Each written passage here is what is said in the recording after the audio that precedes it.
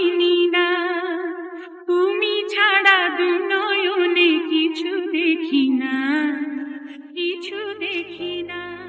সত্যিই তাই। জীবনে প্রথম যখন চলচ্চিত্রে পা রাখেন তখন এভাবেই হাত ধরে এগিয়ে নেওয়ার আহ্বান জানিয়েছিলেন ঢাকাই সিনেমার একসময় তুমুল জনপ্রিয় নায়িকা রোজিনা। ঢালিউডের স্বর্ণালী সময়ে তিনি চুটিয়ে কাজ করেছেন, অভিনয় করেছেন অসংখ্য সফল সিনেমা। রূপ, লাবণ্য আর অভিনয় দক্ষতায় দর্শকের মনে জায়গা করে নিয়েছেন তিনি। ছোটবেলা থেকেই চলচ্চিত্রের প্রতি প্রচুর আগ্রহ ছিল রোজিনার। বাড়ির পাশে চিত্রা প্রেক্ষাগৃহে নিয়মিত সিনেমা দেখতেন তিনি। এই সিনেমার নেশা তাকে পড়াশোনা থেকে দূরে সরিয়ে রেখেছিল। 1972 থেকে 73 সালের দিকে সিনেমায় অভিনয় করার মনোবাসনা নিয়ে ঢাকায় আসেন। বড় পর্দায় আসার আগে মঞ্চ ও কিছু বিজ্ঞাপনের কাজ করে নিজের অভিনয় শৈলীকে শানিত করে রেখেছিলেন তিনি। এই জন্য প্রথমে জড়িত হন শাওন সাগর নাট্যগোষ্ঠীর সাথে।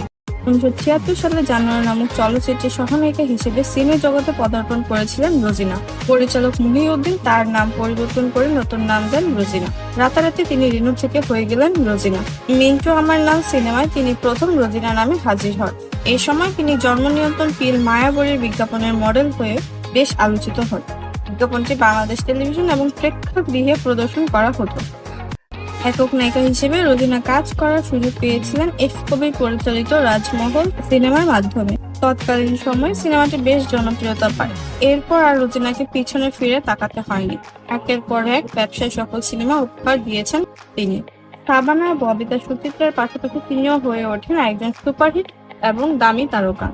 তুমি আমার কত চেনা, সে কি জানো না, তুমি আমার কত চেনা, সে কি জানো না, এই জীবনের আশা তুমি, তুমি যে ঠিকানা।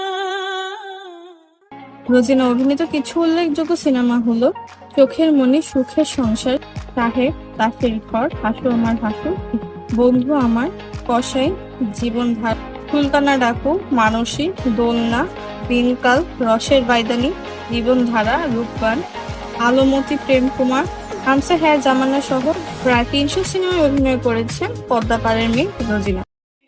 আমি আলো একা বাড়ি থাকি, আমি আলো একা বাড়ি থাকি। বিদেশি সিনেমাতেও তিনি অভিনয় করেছেন। একজন সফল চিত্রনায়িকা হিসেবে রোজিনা দেশ বিদেশে সমাদৃত হন। 1980 সালে আমজাদ হোসেন পরিচালিত কসাই সিনেমার পতিতা আঙ্গুরের চরিত্রে অভিনয় করে পান বছরের শ্রেষ্ঠ অভিনেত্রী হিসেবে জাতীয় চলচ্চিত্র পুরস্কার। 1988 খ্রিস্টাব্দে মতিন রহমান পরিচালিত জীবনধারা সিনেমায় অভিনয়ের মধ্যে দ্বিতীয়বারের মতো জাতীয় চলচ্চিত্র পুরস্কারে ভূষিত হন রোজিনা। তোর বিয়ে হলে আমার কি হবে রে? তোকে ছেড়ে থাকতে আমার খুব খারাপ লাগবে, আমারও ভালো লাগবে না।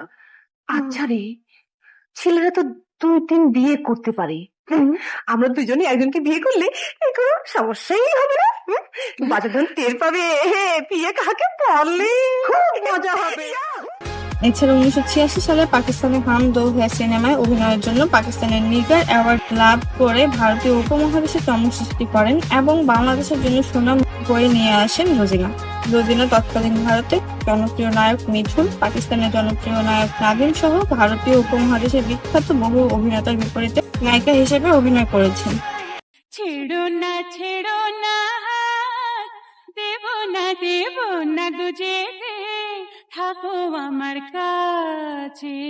অভিনয়ের জন্য চিত্রনায়িকা রোজিনা ভারত, পাকিস্তান, শ্রীলঙ্কা সহ বিভিন্ন দেশ হতে ছোট বড় প্রায় 15টি আন্তর্জাতিক পুরস্কার লাভ করে নজির সৃষ্টি করেছে। 1990 সাল পর্যন্ত তার অভিনীত সিনেমার সংখ্যা দাঁড়ায় 255টি।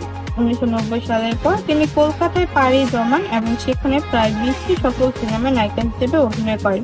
2005 সালে রাক্ষসী চলচ্চিত্রে অভিনয়ের মাধ্যমে বাংলাদেশের চলচ্চিত্রে অভিনয়ের ইতি টানেন রোজিনা। সবকিছুই হয়তো একদিন হারিয়ে যাবে, তোমার আমার মরণ হলেও ভালোবাসা বেঁচে রবে। পৃথিবীর সবকিছুই হয়তো একদিন হারিয়ে যাবে।